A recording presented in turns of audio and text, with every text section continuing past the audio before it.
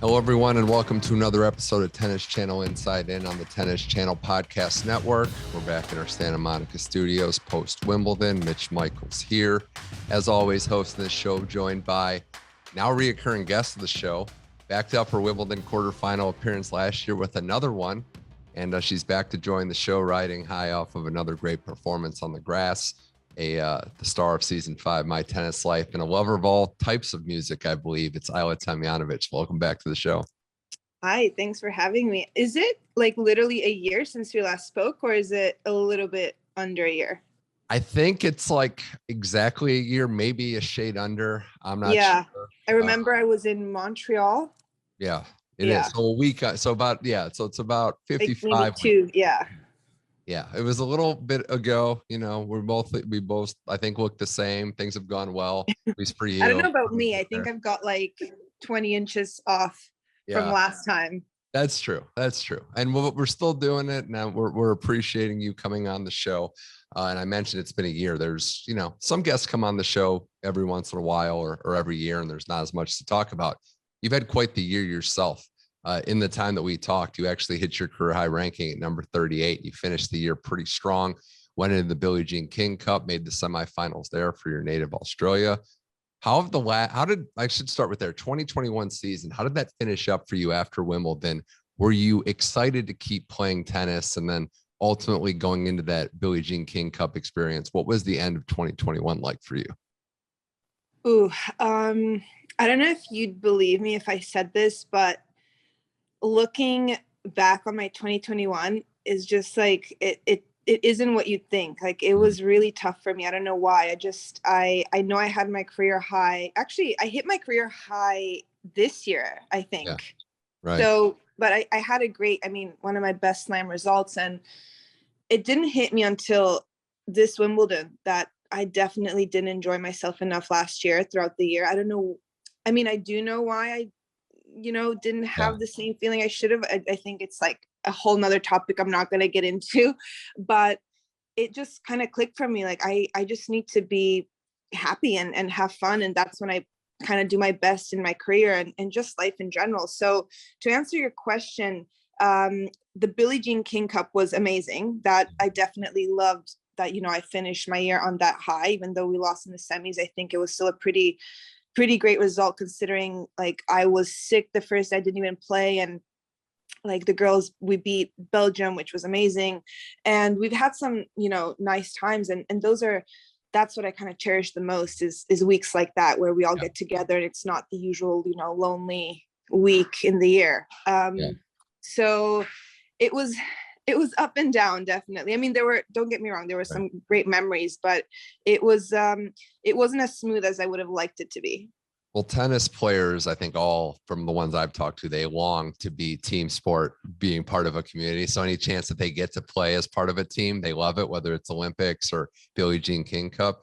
I also think, Ajla, that I'm not surprised you gave me that answer, given that a few tennis players have said that directly, like getting to the point where they need to tennis wise to get their ranking up and what you have to put in, it takes a lot out of you.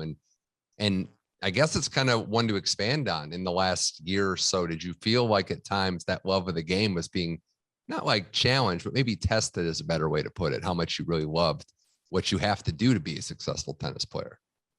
It was definitely tested, mostly because I mean, if you knew me as a kid, I was only happy when I was on a tennis court. Like, that was my whole world revolved around tennis. And I truly like lived it, it wasn't just, oh, I'm playing tennis and this is a routine for me. So when I kind of hit, like, maybe a little bit after COVID, I hit a few rough spots where I'm kind of like going to practice is just tougher. My motivation isn't there. And then even when I'm having good results, it just never seemed enough. And I was always like, why am I so tough on myself? And it didn't, at one point I was like, this isn't fair to me. I mean, I'm working so hard and I get the reward and I'm like, okay, what's next? Like, I know these moments, like now after, I think the day after I lost my quarterfinals, I was sitting with my dad. We were just having a coffee and I was like, that's it. Like, it passed, that moment was yesterday and now it's gone. Like, and we kind of were like, yeah, like you have to enjoy the whole thing. It's not just the moment of that's lasting maybe 10 minutes, Right. it's the whole satisfaction of getting there, putting in the work, and then even having, setbacks and tough times in it. Then you have that one moment where it just kind of comes together, and it's all, I guess, worth it. But that's where I kind of lost that love for even the tough times, and it overtook everything. So it took me a while, even, at this year, but I think I hit maybe one of my lower points at some point this year. And I was like, okay, I'm just going to go back to the basics because it's what it's about. And I'm not going to tell you I expected to play quarters, but I definitely am way more proud of this one than the one last year for some reason. Well, I think it's definitely deserving to be more proud of, because the better you get in tennis, the ranking goes up. There's got to be more pressure on you. People are expecting you. This isn't like, wow, where did Ajla come from? It's like, okay, she made the quarters last year. Let's see if she can do it again. And I just want to know if the start of 2022, you kind of felt that pressure. You struggled at times. It was like a lot of tennis players, they struggle to find their footing, and the calendar, it's like a merry-go-round. It just keeps going and there's no time to get off and kind of catch your breath. Did you feel that pressure at the start of this year?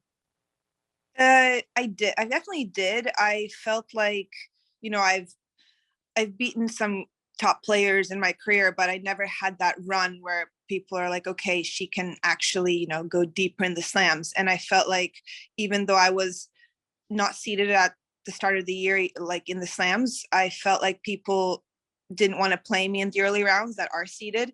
And I knew, there was that thing, oh, Ajla she can, get hot and like win big matches. But I still felt like I needed to back that up after Wimbledon. And I think the monkey's a little bit off my back because Wimbledon was like creeping in on me even in March and April. And I didn't like that. I should have embraced it maybe more. Like, well, you want to be in a position where you have to defend a big result because it means you've done well in the past. But I approached it, a little bit cautiously.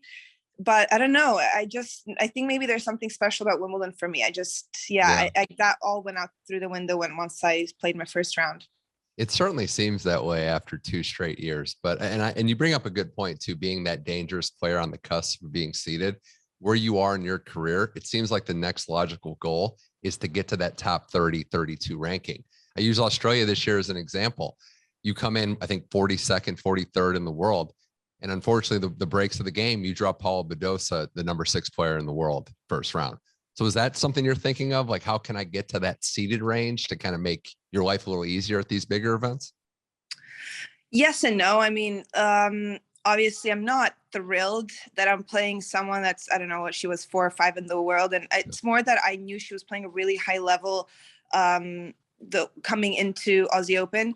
So it's not the fact that I fear any of these players. It's just that for a stupid reason, you just really want to get that first round maybe out of the way and like get an easier way. But it's dumb because it's not like my goal is to, I want to make the second round, because you're going to play someone seated second round if you don't draw a seed in the first round. So it eases you into it. Sure. Yeah. So that like clicked a little bit where it's like, well, if you're not seated, you should almost want to play a seed because you want to get them in the early rounds before they kind of get their footing, and the pressure is more on them. So that definitely is a goal, but at the same time, even though I defended my quarters, I'm still a little bit further away than I would like to be since there were no points. But so I'm gonna have to play really well till the end of the year to get that Aussie seeding spot.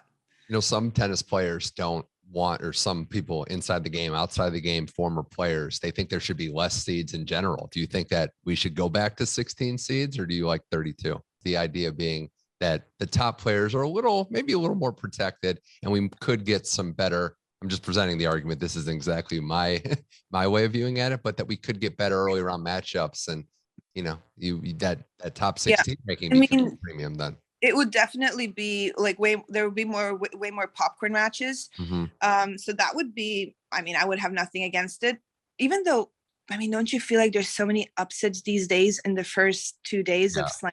And these last 3 years are tough because of the COVID ranking situation. It's harder for players to move up. So I found that there's a lot of players in both the men's and the women's tour in that 40 to 60 range, even that are very dangerous, playing well. They just can't get up the rankings because we're starting to see more of it now. But it's a tough one for sure. Your perspective as a player that's on the fringe, I was just fascinated with, because you're right at that cusp of getting that number by your name in these big tournaments. You know, for me, like now in the slams, why I want to get to that 30 seeding is more just for my satisfaction of, okay, so, you know, I did that because it means I was more consistent throughout the year. So to me, that would be like a really nice reward for the work I've done, and not so much for being a seed, because you know what, if I don't play my best, even if I'm the 30th or 20th seed, I'm going to lose to whoever I'm facing. Tennis these days, the depth is incredible. So it's more just, you know, knowing that, okay, I'm in the top 30 on the rankings. That would just be a nice achievement for me. So it's not so much like, oh, I want to be seated so I don't play someone seated, because if you play your best, you're gonna, I mean, put yourself in a good position to win. And if you're not, you're gonna go out to someone that's 100 in the world or even more. So Ajla Tomljanovic here on Tennis Channel Inside In. Well, Wimbledon is going to take up a good portion of this as we go to there. You mentioned that it was kind of on your mind in the back. You were maybe dreading it a little bit, but what was that thought like when you first got back to the grounds this year, 2022? Were you feeling kind of rejuvenated? Were you a little worried at times? What was it like when you first walked on site this year? It was actually very special. I mean, I think my mom made it like to Wimbledon because she wasn't there last year. Yeah. And I was like, Mom, I was in the quarters last year here. And I was like, and I won't let it go that she wasn't there. But it just felt like, I don't know, it sunk in more a year later than it did when I did it, you know, the day after last year. So it was a special feeling, but I knew that like defending my quarters was nowhere in my mind really, because the road is so long. I mean, yeah. I was only focusing on getting through my first round.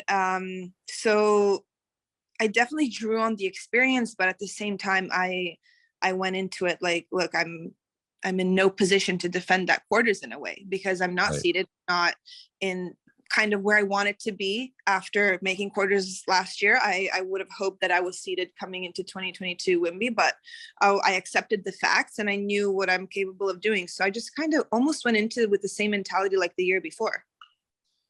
Well, I think part of your realization is probably from the fact that you weren't in that moment anymore. You had that view from 20,000 feet where you're able to say, wow, what I did was actually pretty special. And I know about your mom, and we all heard that you're not going to let it go for a while, that she wasn't there last year. And here's another personal question for a tennis player. I think I know the answer, but I want to hear you say it.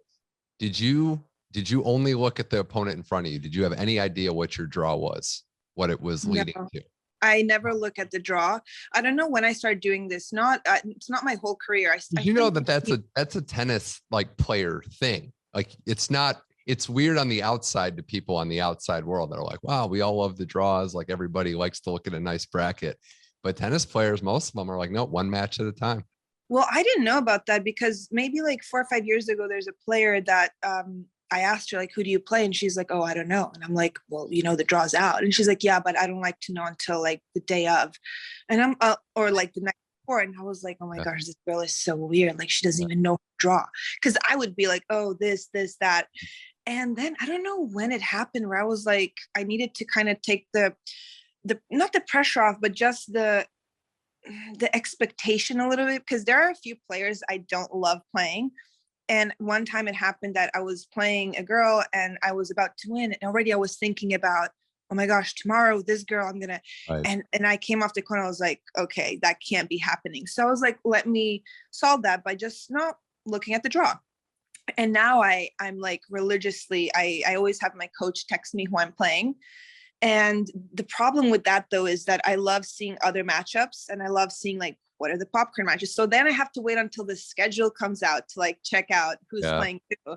And I mean, up to even Wimby, like I had no idea. Every match I won, I was like, oh, okay, who is it now? You know? And that's also kind of nice because it's like, it's a surprise.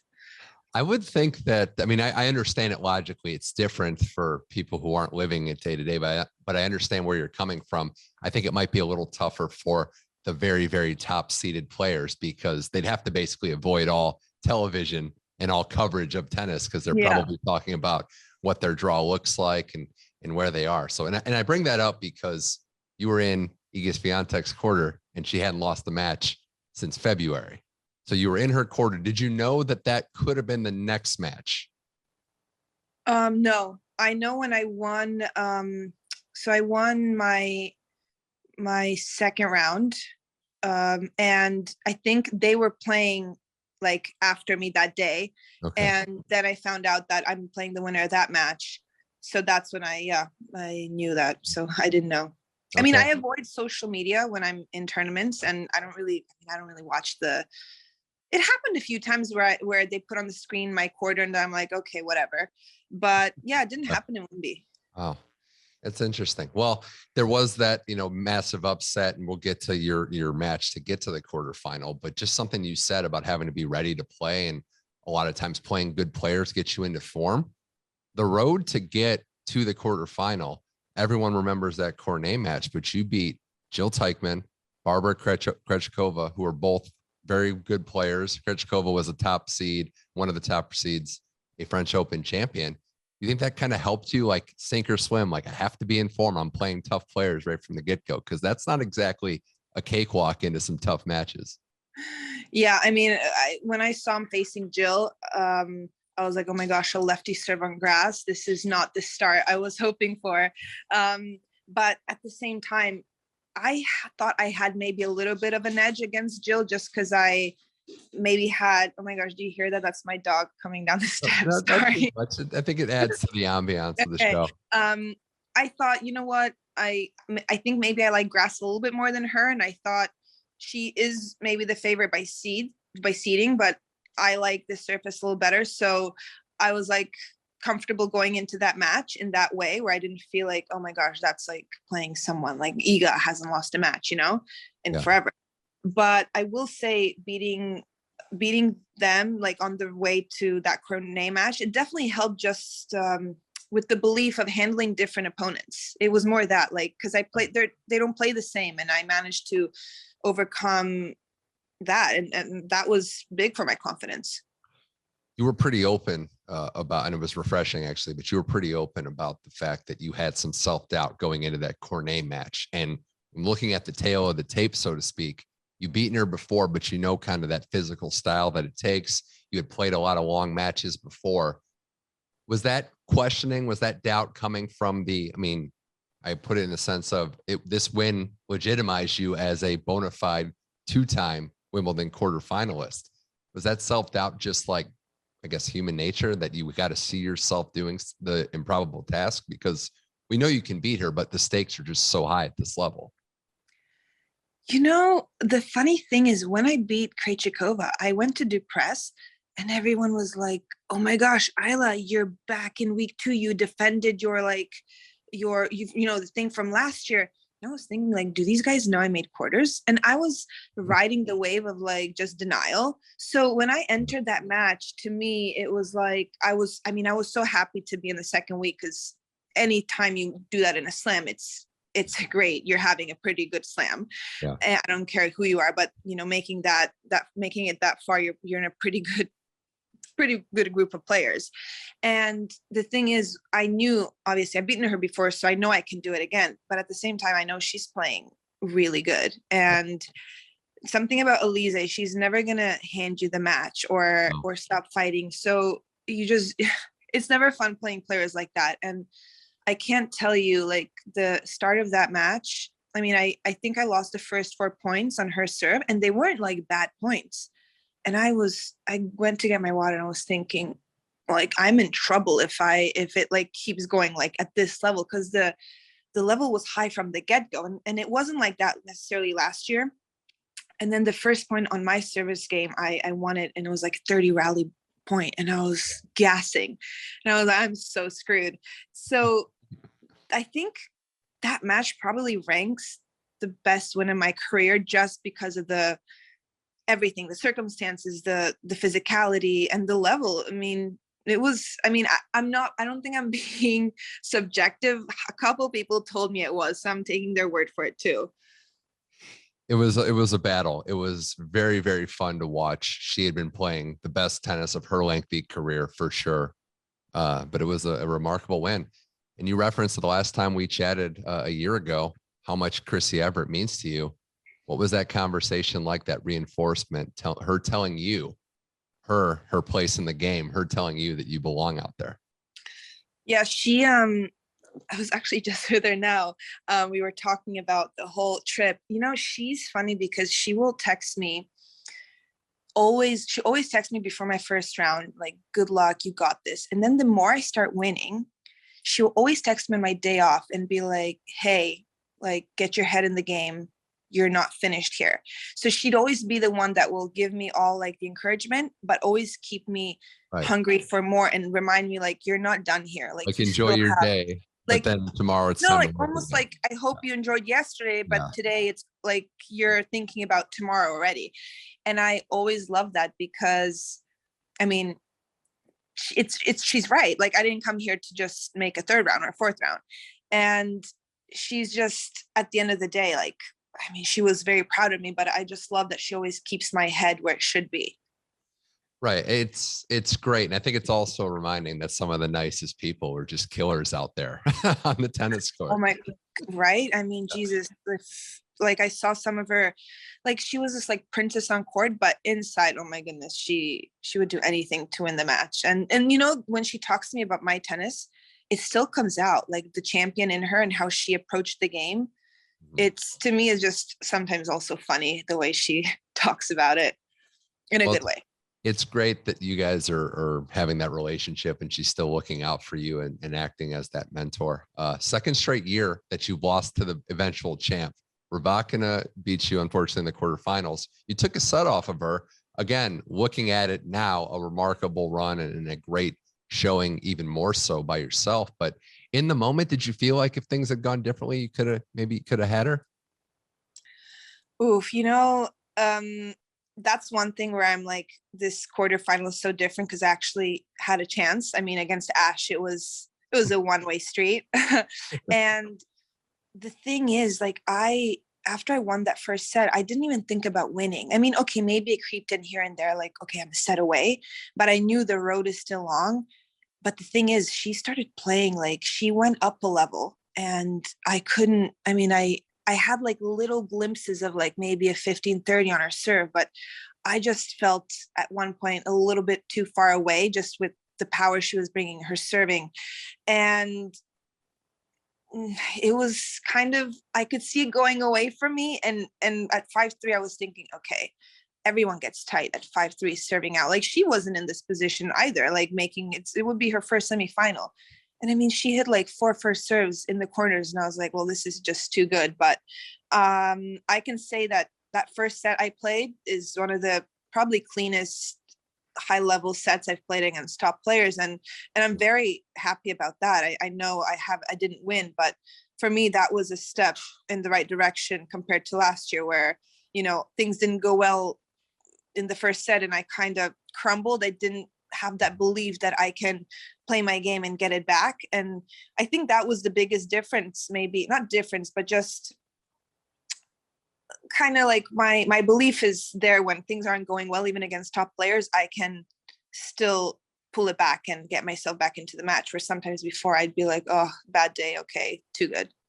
Well, you highlighted it too. I think every tennis player has moments and shots and points that they'd want back and they could have done things differently, but you made her play good. You made her play very well to beat you at the end. So it wasn't, I think you hold your head high knowing that she had to raise her level and she did. So that's gonna do the portion of on the court, but there's some family business here. We got our like investigative side here because there's two sides of what people are talking about. The quarterfinal run is the Tomljanovic family part that some people are talking about, but we want to know about the hotel situation because I want to make sure that we have the timeline straight. You beat Krejcikova on Saturday, July 2nd, and it's a great win. Everyone's feeling good. They're like, Ajla on court, how are you feeling? This is great. And the first thing you say is, oh, it's great. I actually just had to switch hotels. oh, why did you have to switch hotels? Because your father, Rako Tomljanovic, decided to check you out. And lo and behold, this would happen, what, 2 more times where you had to keep extending the deadline? So it was actually the Friday I play, sorry, this Thursday when I won my second round.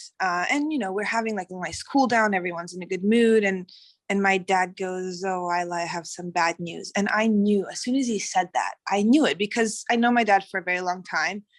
Yeah. And this used to happen in like challengers when I wasn't making money. And I mean, I would keep my mouth shut because obviously my parents are supporting me and Yeah. they're the boss, right? Like if I have to switch hotels to spend less money, I'm not going to complain, right?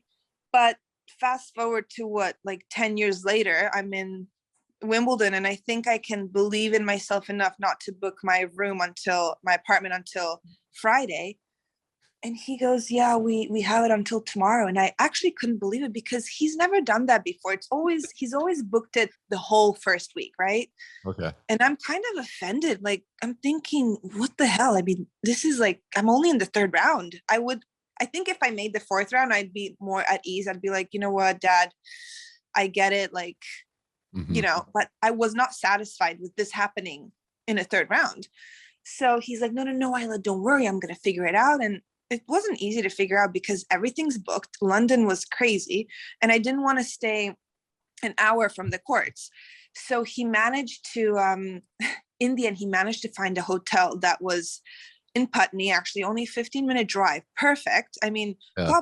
I probably spent 4 times the amount of money by getting like more rooms instead of just getting 2 weeks of my house. But Yeah. besides the point. And then he had to extend it every time I won because he would just buy it, like he would just get it for 2 more days. And then, so literally till like I was out, Yeah. we were always unsure. But I told him after that, listen, like, I don't care how you do it. I'm just telling you, I'm staying in this hotel till the end. Even if I have to stay with a stranger in the room, I'm not moving. And he was like, yep, no worries, no worries. So I trusted him that he would have me stay there. But the fact that I always saw him, the first thing, like at cool down, him taking out his iPad and going on, I don't even know what site he's going on to rebook it, would just get like my blood boiling, even like after a good win. So I was like, and then he got offended that I told the press. Like, what do you mean? I mean, it was a whole thing. That's an incredible story. Just the idea that after his daughter's big Wimbledon win, he's got to do more work and he's got that letdown phase. Did he really say the phrase, hungry rats swim faster? Yeah. So he told me this when I actually got really upset on my day off before my third round because I could tell that he was struggling to find a room and he wanted me to have something close. And he was, I think, also a little bit mad with how angry I was. And after finally getting it, he goes, okay, I got the hotel, but let me tell you something, Isla. Hungry rats swim the fastest. And I was like, I think that was a dad lesson, like a parenting moment. And I was like, listen, I'm not a rat. I'm not hungry. I just want a room. So he definitely did. And I've never heard that phrase in the 29 years of my life. That he's never used that on me. So I don't know where he heard that one. Must be a handball thing or something. I'm not really sure. More with Ajla Tomljanovic here on Tennis Channel Inside In. Well, another Wimbledon quarterfinal run. The $1 million question is, how do you build off that? We come to the point in the calendar where a lot of players, deservedly so much like yourself, are taking some time off to recharge. Then it's the summer hard court series in North America and beyond. How do you build off of another deep run into the grass court Grand Slam? You just got to keep going. I mean, I did take some time off. It wasn't my initial schedule. I was supposed to play 2 clay court events, but given that, Wimbledon, even though I defend my quarterfinal, I still lost my points. So I had to make a decision. Do I play these 2 events or do I go home and prepare for the hard court season? And I was like, look, I'm not going to go chasing points in Europe when my body's a little bit, beat up from being 3 months in Europe. So I took some time off and recharged. And I'm just excited for this hard court season because I haven't had one in the last couple of years. I always kind of got injured because maybe I didn't take care of my body as well as I'm doing now. So I'm actually just excited to, in a way, go out and grind out some qualies matches, because I'm not in main draw like Toronto and Cincy since my ranking dropped. So I'm just, I don't know, looking forward to getting a lot of matches before the US Open, and it doesn't feel like I made the quarters because I'm in a position where I'm Yeah. in qualies, but I also kind of am embracing it. I like it. I've done some of my good results from qualies and you get more matches. So yeah, I'm just getting a good 10 days of practice in, get like a little preseason block, and I'll be ready to go till the end of the year. We're excited to kind of see where your journey goes from here. The Grand Slam is the end of a season, and then we go to like another like mini portion of it. And speaking of that, training and getting ready, I wanted to talk to you about you're kind of being on the cutting edge of weighted training apparel with gravity and what you've been able to do. And you've been on record as saying that it's groundbreaking and it's helped you and it's made the difference for those 1%ers, as you put it. What's it been like to use this technology that's not like the old school archaic way of just practicing with weights strapped on to whatever your shirts are? What's it been like to use this gravity apparel? As I said, it's been very career changing in a way, because I now, especially, like, I use it every day. As soon as I put it on and start sweating, I'm cursing it out, because I'm like, I can feel it slowing me down, because I'm doing like 400s around the field and my dad is timing me, and I'm thinking, I have weight on me, you can't be timing me. But that in the end, like, it's gonna make you even better than if you weren't wearing it. So that's always kind of in my mind when I have it on me, just knowing that I'm putting that extra few percent. And it honestly looks so cool. I mean, you wouldn't believe how many people come up to me and are like, I'm sorry, this is really weird, but I really just want to touch your shirt. What is that? People don't, like, they can't tell what it really is. They just think it's like a spacesuit or something. So I just really enjoy, seeing the brand grow and people getting more into it, because you don't really have anything like it out there. You're kind of like a little bit of a trendsetter there with that. And, the Penguin brand now, which I'll be honest, I own some of their clothing. I didn't know they were getting into the athletic game pretty much until I saw you rocking it at the start of this year. Yeah. So a lot of people come up to me and are like, I have some Penguin stuff. And it makes me so happy, because I mean, I knew about the brand before I signed with them, but I didn't know, like, none of my friends wore it. And then whenever I see people come up to me and are like excited that it's in tennis, it just makes me happy. And they're in golf as well. And I think our ambassador, like the Penguin ambassador, just won something huge. So it's just nice to see brands that aren't necessarily so sports oriented just make a move into tennis or other sports. It's refreshing, I think.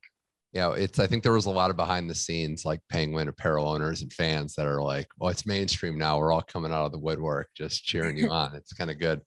We can end with this, with the off court stuff. My Tennis Life season 5, you're getting a full season as the star of the show. And I wonder if you're getting used to it now, having a crew with you, watching you go. I saw the latest episode with your sister, getting some R&R time. You're dragging her to the gym, I think against her will, but I'm not sure. How has that been like? And are you kind of getting used to the experience of having the crew with you?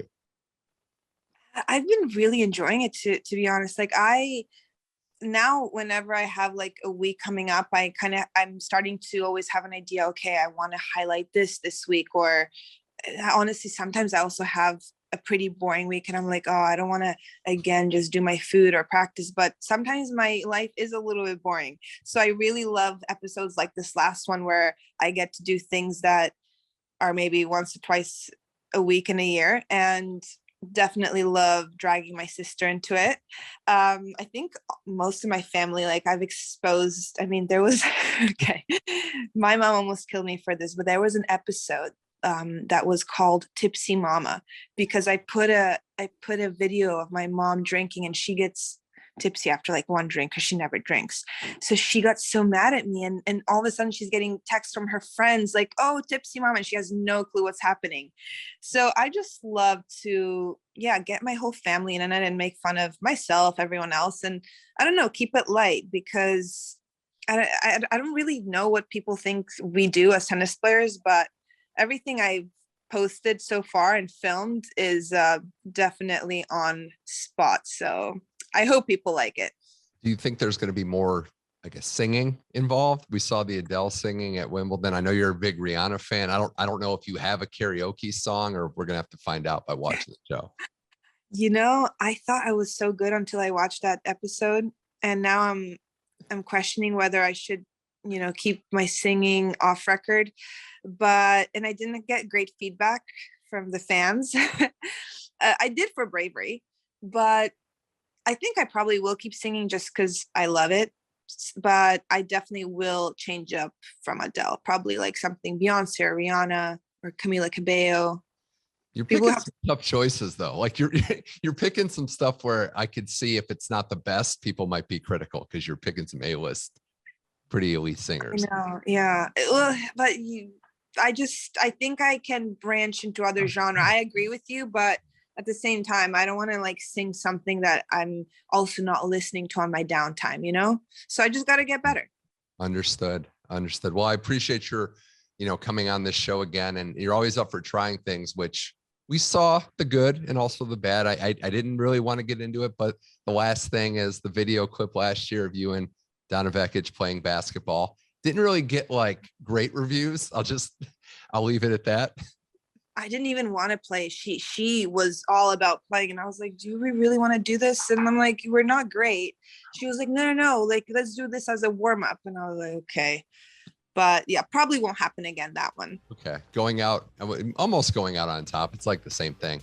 Ajla Tomljanovic, you can catch her on season 5 of My Tennis Life. Thank you so much for joining Tennis Channel Inside In, and best of luck this year and beyond. Thanks for having me.